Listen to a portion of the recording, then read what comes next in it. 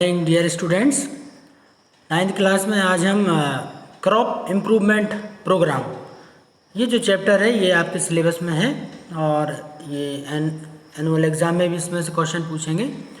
तो crop improvement की आवश्यकता क्यों पड़ी, कौन कौन सी स्ट्रेटजीज रहती हैं जिससे कि क्रॉप की वैरायटी को इम्प्रूव कर सकें, क्रॉप का प्रॉपर मैनेजमेंट कर सकें और उनका प्रोटेक्शन कर सकें।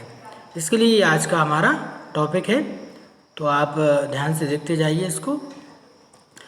तो 8 से 10 हज़ार साल पहले जो किसान रहते थे वो जेनेटिक मेकअप के बारे में तो नहीं जानते थे, लेकिन वो इतना जानते थे कि अच्छी क्वालिटी के हमको लंबे पौधे जो हैं उनके बीज अगली फसल के बोने के लिए यूज़ करना चाहिए। हड़प्पा और मोहनजोदड़ो में जब खुदाई के दौरान बड़ी बड़ी पत्थर की जो स्टोर करने के लिए, गेहूं और चावल को स्टोर करने के लिए उन्होंने जो पत्थर के संदूकें बनाई थी, जब उनको ओपन किया गया तो देखा गया कि उसमें जो जौ मिले थे उनको जब ग्रो किया गया तो वो अच्छी क्वालिटी के थे और लिविंग कंडीशन में थे। यानी याद सोचिए आप, इतनी हज़ार साल पुरानी सभ्यता के बाद उन्होंने किस तरह से उनकी पैकिंग की थी कि वो आज भी जर्मिनेटिंग कैपेसिटी के साथ हैं। So early farmer selected the best looking plant and seed, और उनको बचा के रखते थे बोने के लिए। ये याद चला आ रहा है, कृषि क्या है, एग्रीकल्चर भी एक उन्नत किस्म का साइंस है। हर साल तो ट्रायल और एरर करता है किसान, उससे अच्छा वैज्ञानिक कौन हो सकता है। उसे मालूम है कब किस समय खाद, कब बीज देना है, कब पानी की आवश्यकता है, किस तरह के बीज बोना चाहिए। That is also called agriculture और फूड इम्प्रूविंग साइंस।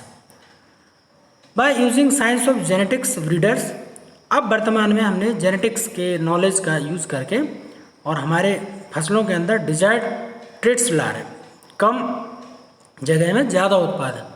क्योंकि भारत जैसे विशाल देश के लिए बढ़ते हुए जनसंख्या के लिए पर्याप्त मात्रा में आहार उपलब्ध कराना ये पहली प्राथमिकता है। अब देखिए, ज़मीनें निरंतर कम होती जा रही हैं और जनसंख्या बढ़ रही है, तो पूरी की पूरी क्रॉप वैरायटी इम्प्रूवमेंट करने के लिए वैज्ञानिकों के ऊपर एक प्रेशर है और उस प्रेशर को हैंडल करना किसानों और वैज्ञानिकों का काम है। तो फ्रॉम लैब टू लैंड, ये हमारी सरकार की नीति है कि वैज्ञानिक जो भी लैब में प्रयोग करके अच्छे उन्नत किस्म के, जिनके अंदर किसी प्रकार के रोग नहीं लगेंगे, अच्छा उनका हाई यील्डिंग रहेंगे, इस तरह की फसल को पहले लेबोरेटरी के अंदर प्रोड्यूस किया जाएगा और फिर फ्रॉम लेबोरेटरी टू लैंड किसानों को बोने के लिए, प्योर लाइन कल्चर के लिए उनको दे दिया जाएगा। तो कौन कौन से सिलेक्शन रहते हैं फसल को, आप कौन से कैरेक्टर लेंगे बोने के लिए। सबसे पहली चीज़ है फास्टर ग्रोथ, कम समय में पौधा जल्दी ग्रोथ करे और अच्छी ग्रोथ करे, ज़्यादा उत्पादन देना चाहिए। पेस्ट और डिसीज रेजिस्टेंस, एक एक चीज़ को ध्यान रखिए, याद करना है आपको। बीजों का आकार बड़ा होना चाहिए और स्वाद बहुत अच्छा होना चाहिए। फलों का, बीजों का स्वाद में कमी नहीं हो। होता क्या है, उत्पादन तो बहुत अच्छा हो गया लेकिन गेहूं की रोटी टूट ही नहीं रही और मुंह में लेते हैं, चबाने पर वो चब ही नहीं रही, वो तो च्युइंगम जैसी इधर उधर गोल गोल घूम रही। ऐसा भी नहीं होना चाहिए। प्रोडक्शन तो हो, क्वालिटी वाइज भी और क्वांटिटी वाइज भी। So has dramatically change domesticated plant species compare to their wild relative.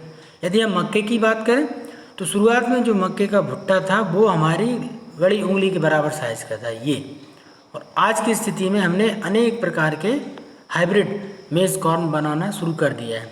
तो ये है genetic improvement, food improvement. Conventional method में क्या किया जाता था, प्लांट ब्रीडिंग में सिलेक्टेड जो प्लांट रहते थे उनके बीच पॉलिनेशन करा दिया जाता था। लेकिन अब वो कन्वेंशनल जो मेथड्स थी, अब उनका इसलिए उत्पादन पहले कम रहता था, तो उत्पादन बढ़ाने के लिए कन्वेंशनल मेथड को अब मॉडर्न मेथड्स के द्वारा रिप्लेस कर दिया गया है। क्योंकि कारण क्या है, सबसे पहली चीज़ है इंक्रीजिंग पॉपुलेशन, दूसरा क्या है, एग्रीकल्चर रिसोर्स जो खेत है उनका साइज कम हो रहा है, जोतों का आकार कम होता जा रहा है, ठीक है, पानी भी लगातार कम होता जा रहा है, और सबसे बड़ी बात यह है कि यील्ड कम होती जा रही है। फसलों का उत्पादन लगातार क्या होता है, एक रेसेसिव करेक्टर्स लगातार जब पीढ़ी दर पीढ़ी अपन फसल एक ही बोते जाते हैं तो रेसेसिव करेक्टर एक साथ आते जाते हैं। इसको हम आगे पढ़ेंगे कि रिसेसिव कैरेक्टर्स आते जाते हैं, तो हमको हर बार प्रयोग करके नई फसल तैयार करना पड़ती है। तो ये वैज्ञानिकों के लिए चुनौती रहती है। तो नए कैरेक्टर लाने के लिए जिनमें क्या हो, हाई यील्ड हो, ठीक है, हाई यील्ड के साथ उनमें डिसीज रेजिस्टेंस हो, उनमें पानी और नमक के प्रति रेजिस्टेंस हो, कम पानी में भी अच्छी उगने वाली धान की वैरायटियाँ हों, तो उसके लिए क्या करते हैं वैज्ञानिक, म्यूटेशन ब्रीडिंग टेक्निक का यूज़ करते हैं। तो क्या करते हैं, म्यूटेशन किया जाता है विभिन्न प्रकार के रेस के द्वारा, केमिकल्स के द्वारा। कॉलचिसिन एक केमिकल है जो फसलों में म्यूटेशन प्रोड्यूस कर देता है। तो फ्यूचर जनरेशन के लिए डिज़ायरेबल ट्रेड्स के लिए बहुत सारे जो दाने रहते हैं उनको रेडिएशन के द्वारा ट्रीट किया जाता है। उनमें से फिर देखा जाता है कि किस बीज में किस तरह के कैरेक्टर आए, क्या हमारे लिए जो डिज़ायरेबल कैरेक्टर थे वो आए, हाँ ठीक है, इसमें नंबर 3 में हमारे लिए डिज़ायरेबल कैरेक्टर है, तो इसको सिलेक्ट कर लिया जाता है। तो सिलेक्शन ऑफ पेरेंट्स, उसके बाद उनके बीच पॉलिनेशन, आर्टिफिशियल पॉलिनेशन, और उसके बीच बाद क्या करते हैं, उनको ढक दिया जाता है ताकि किसी प्रकार का कंटामिनेशन ना हो। लेकिन हम जानते हैं कि नेचुरल म्यूटेशन रेट बहुत कम होता है, तो वैज्ञानिकों ने एक्सरे का प्रयोग करके फसलों में म्यूटेशन कराते हैं और देखते हैं क्या हाई यील्ड वाली वैरायटी आई, क्या डिसीज रेजिस्टेंस वाली वैरायटी आई। आने के बाद उसको ग्रो किया जाता है लेबोरेटरी के अंदर, लेबोरेटरी के बाहर जो मैदान रहता है वहाँ ग्रो किया जाता है। यदि सफलता सही मार्ग पर है तो फिर किसानों को सप्लाई कर दिए जाते हैं, ठीक है। तो म्यूटेशन ब्रीडिंग के द्वारा बहुत सारी फसलें हैं जिनको हमने तैयार किया है। राइस की 824 वैरायटियाँ हैं, बाजरे की 312 हैं, गेहूं की 274 वैरायटियाँ हैं, मेज़ की 96 वैरायटियाँ हैं, सेम की जो है 57 वैरायटी हैं, पोटैटो की 20, शुगर केन की 13 और सोयाबीन की 2 वैरायटियाँ हमने म्यूटेशन के द्वारा उनको तैयार किया है।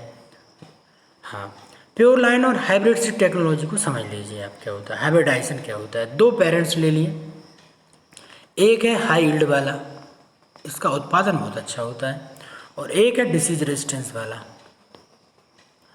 अब आपको क्या चाहिए, आपको एक ऐसी फसल चाहिए जिसमें हाई यील्ड भी हो और डिसीज रेजिस्टेंस भी हो, यानी दोनों चीज़ें आपकी आना चाहिए। तो दोनों पेरेंट्स को ले लिया, उनके बीच क्रॉस करा दिया। क्रॉस कराने के बाद F1 में ये हमारा हाइब्रिड तैयार हुआ, और ये एक बार में नहीं होता, 150 बार प्रयोग करके देखना पड़ता, तब जाके हमारे हाइब्रिड में दोनों कैरेक्टर हैं, हाई यील्ड भी और डिसीज रेजिस्टेंस भी। अब इसको क्या किया जाता है, रिपीटेड सेल्फ पॉलिनेशन कराते हैं, क्रॉस नहीं करा सकते, नहीं तो क्या होगा, कैरेक्टर ये खो जाएंगे। तो F1 पीढ़ी से F2 पीढ़ी में आए, उन्हीं के बीच फिर सेल्फ क्रॉस कराया, सेल्फ पॉलिनेशन, F3 आई, F4, F5, F6, इस तरह से हमको प्योर स्टेबल लाइन प्राप्त होती जाती है। इसके लिए क्या करते हैं, या तो हम पॉली हाउस का निर्माण करते हैं ताकि किसी प्रकार के कोई भी पोलन ग्रेन जो है वो दूसरे किसी के ना आ सके, सेल्फ पॉलिनेशन हो ओनली। तो इस तरह से सेल्फ पॉलिनेशन के द्वारा एक प्योर लाइन प्राप्त करना जिसमें कि हमारे दोनों कैरेक्टर्स हों, हाई यील्ड वाले और डिसीज रेजिस्टेंस, इसको हम क्या कहते हैं, प्योर लाइन कल्चर कहते हैं, ठीक है। इसके बाद हाइब्रिड सीड टेक्नोलॉजी भी इसी तरह से काम करती है, और हम लगातार नई फसलों को इस तरह से प्राप्त कर सकते हैं। Thank you.